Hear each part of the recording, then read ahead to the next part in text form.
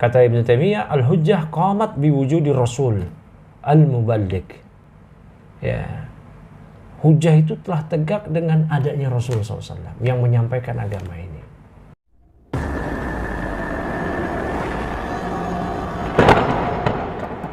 Bismillahirrahmanirrahim. Assalamualaikum warahmatullahi wabarakatuh. Waalaikumsalam warahmatullahi. Alhamdulillah.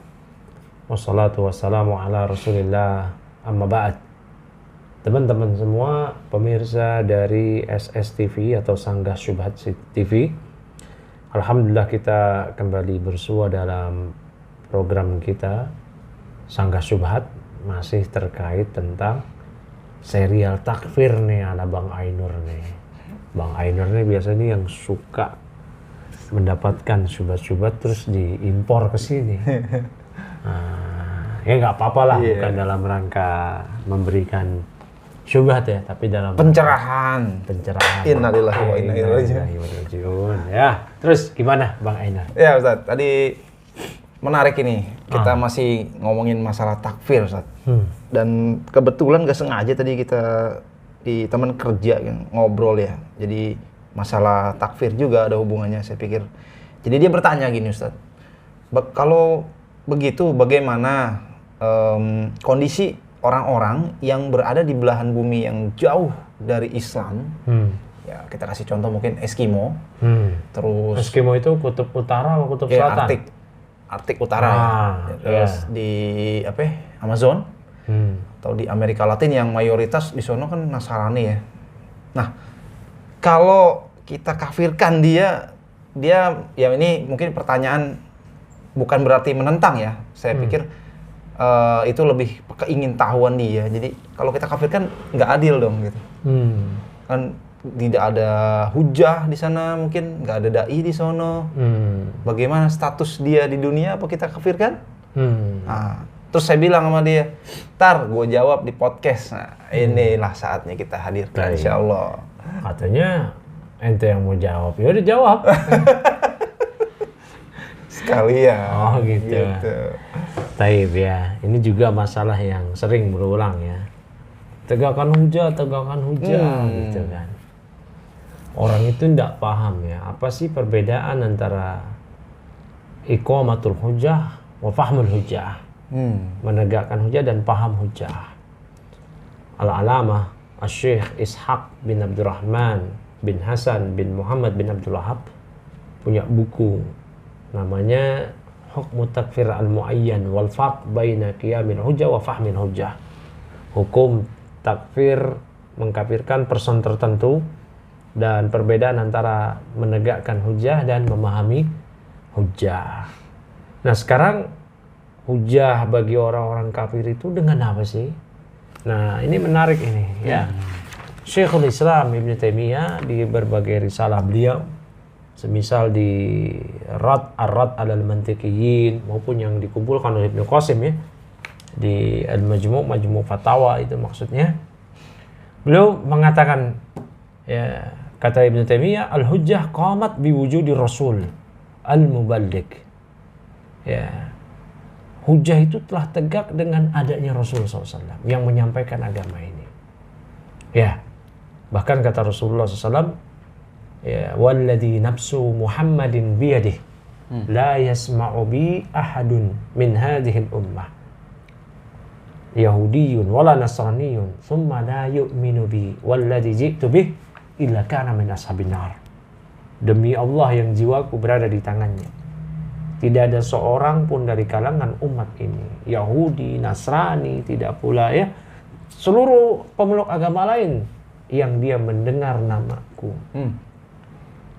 nama Muhammad SAW, nama Rasulullah SAW, dan ya kemudian dia tidak beriman kepadaku dan tidak beriman dengan risalah Islam yang Nabi SAW bawa, maka dia kafir, penduduk neraka.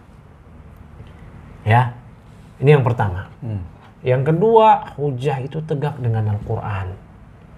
Kata Allah Ta'ala, wa uhiya ilayya hadzal Qur'an liunzirakum bihi wa man balag. Dan telah diwahyukan, kata Allah, menghikayatkan ucapan Rasulullah SAW, telah diwahyukan kepadaku Al-Quran ini agar aku memberikan peringatan kepada kalian dengan Al-Quran ini dan kepada siapa saja yang sampai kepadanya Al-Quran.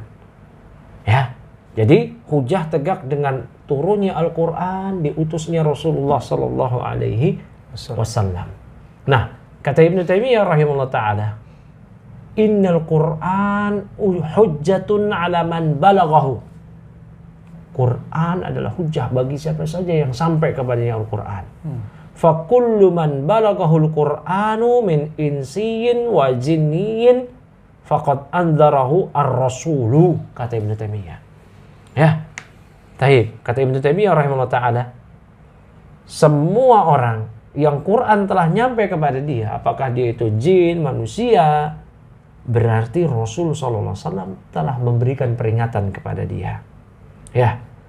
Ini ada di Al-Majmu' Fatawa Ibnu Taimiyah.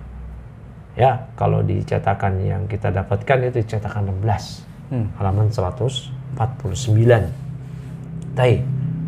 Ya, kata Ibnu Taimiyah, ya, walihada lam yakun i'radul kuffar anil istima'il Qur'an wa tadabburihi mani' min qiyami hujjatillah alaihim. Oleh karena itu berpalingnya orang-orang kafir. Kan orang kafir berpaling ya dari mendengarkan Al-Quran, dari mentadaburi Al-Quran. Itu bukanlah pencegah akan tegaknya hujah Al-Quran, hujah Allah pada mereka. Padahal orang kafir nggak mau dengerin Qurannya. Yang jelas Al-Quran telah diturunkan. Ketika mereka nggak mau, itu urusan mereka. Sama kayak kuburiyun, musyrikun di negeri kita. Ya, Al-Quran ada di tengah mereka. Bahkan versi terjemahannya ada. Mereka nggak mau membacanya, nggak mau baca terjemahannya. Yang Al-Quran itu kandungannya dari awal hingga akhir adalah tauhid. Yang mengecam keras tindakan kesyirikan, menghinakan pelaku kesyirikan, pelaku kekufuran. Kemudian dia tetap melakukan pembatal keislaman, memberikan ibadah kepada kuburan-kuburan keramat. Maka kemudian dikatakan hujah belum tegak kepada mereka. Hujah telah tegak kepada mereka dengan adanya Al-Quran. Tapi saya nggak baca. Loh, salah sendiri. Ya, Al-Quran diturunkan untuk dipahami, ditadaburi, dan diamalkan. Ini kata Ibnu Qayyim di Zadul Ma'ad.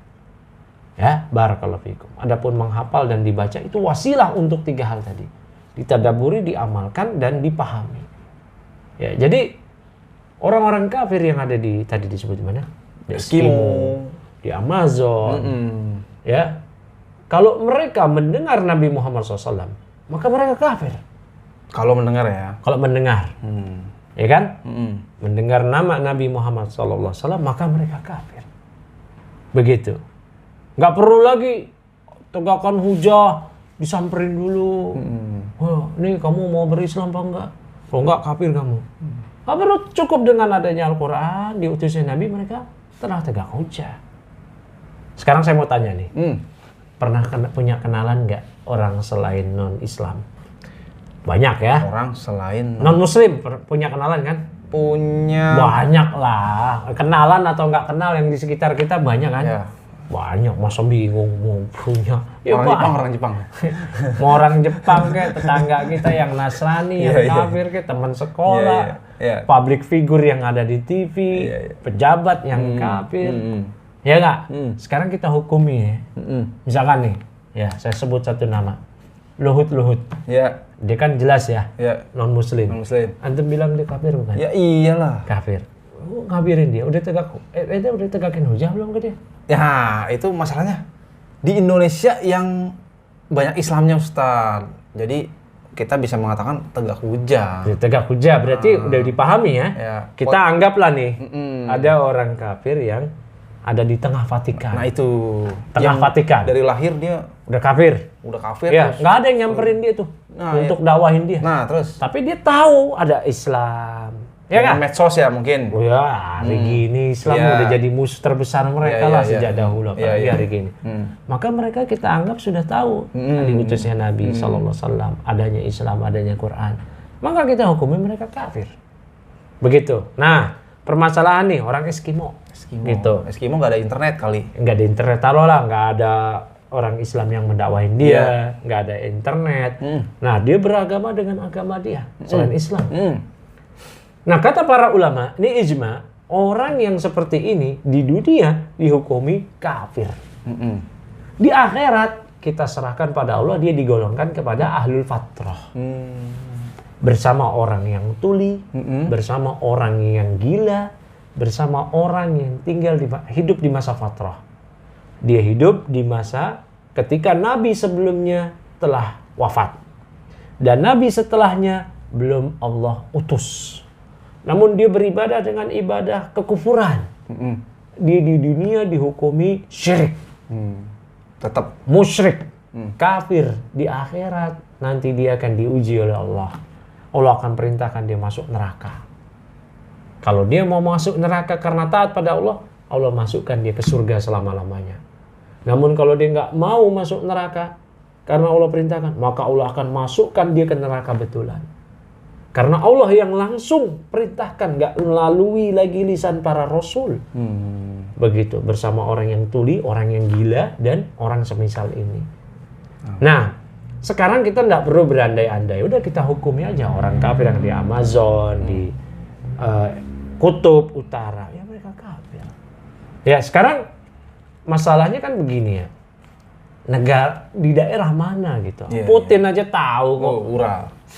Putin bilang ketika dalam rapat kabinet dengan menterinya mau mengekspor daging babi ke Indonesia. Iya, tahu dia. Kata Putin, Indonesia ya, nggak makan babi. Mereka Muslimun. Iya kan? Mayoritas orang Indonesia, orang Islam nggak makan babi. Ura! Gitu kan. Nah, makanya Syekh Shalih Al Fauzan mengatakan, tidak ada perbedaan mengenai tegaknya hujjah ini antara Mamlakatis Saudi Arabia, kerajaan Saudi Arabia, dengan Rus, dengan Rusia. Ya, pada zaman sekarang nggak ada perbedaan antara Saudi Arabia dengan Rusia. Artinya orang nggak bisa lagi nih ngeles. Oh, belum tegak hujjah. Apalagi sekarang di Indonesia ini Al-Quran di mana-mana. Masalah mereka nggak mau baca, nggak mau tadabbur, nggak mau paham. Urusan dia. Loh kok Al-Quran itu fungsinya untuk ditadaburi, diamalkan, dipahami, kata Ibnu Qayyim. 3 itu aja di Zadul Ma'ad. Jadi jangankan dengan Al-Quran ya, jangankan dengan Al-Quran. Teman-teman di rumah dan siapapun yang pernah belajar salah satu usul, ya, atau usul salasah, walaupun ada perbedaan antara salah satu usul dan usul salasah ya, walaupun nanti perbedaannya itu di muqaddimah dengan diisi, ya. Artinya salah satu usul itulah usul salasah. Kalau usul salasah belum tentu salah satu usul. Nah, kata Syekh Muhammad bin Abdul Wahab ketika beliau mengatakan kan, "Ilam rahimakallah annahu yajibu alaina ta'allum arba' masail. Al-ula al-ilmu wa huwa ma'rifatullah wa ma'rifatu nabiyyi wa ma'rifatu dinil Islam bil adillah as-tsani al-amal bi as-salis ad-da'watu ilaih ar-rabi' as-sabr 'alal adza fi." Ya, ketahuilah yang Allah semoga Allah merahmati Anda.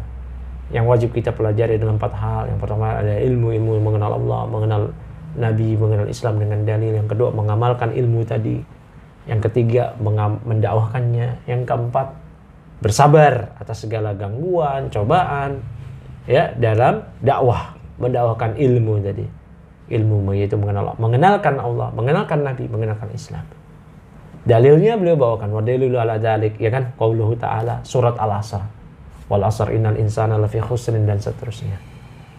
Kemudian kata Syekh Muhammad bin Abdul Wahab, beliau membawakan perkataan Imam Syafi'i. Qala Syafi'i, kata Imam Syafi'i.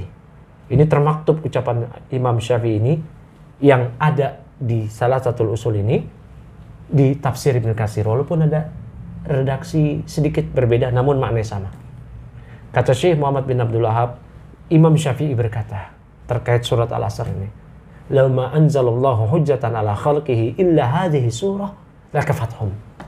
Seandainya Allah nggak menurunkan hujjah kepada hamba-hambanya kecuali surat Al-Asr aja. Surat ini aja itu udah cukup buat mereka. Nggak perlu 114 surat, cukup 1 surat. Sekarang Al-Quran udah full. al-yauma akmaltu lakum dinakum. Udah sempurna. Terus kita katakan terlebih lagi di Indonesia ini belum tegak hujah. Nggak ada alasan berarti ya. Ada alasan. Ini juga masalah tegak hujah itu nanti mungkin kita akan bahas ya tersendiri ya. Karena banyak orang juga tidak paham ini masalah tegak hujah. Para ulama Lajnah Daimah ya, kumpulan para ulama kibar di Saudi Arabia telah menjelaskan hal ini. Mungkin nanti di segmen yang lain kali ya. Biar nggak terlalu kepanjangan. Ya, taib. Ada muskilah lagi nggak terkait hujah ini? Ya justru menguatkan Ustaz. Jadi nggak ada lagi subhat ketika ada si Ade Armando berkata menghina Islam, nggak boleh kita nanya udah tegak hujah belum? Lah udah kan otomatis. Gitu. Apalagi itu ya. Taib, saya rasa cukup ya. Nanti kita lanjutkan lagi insya Allah.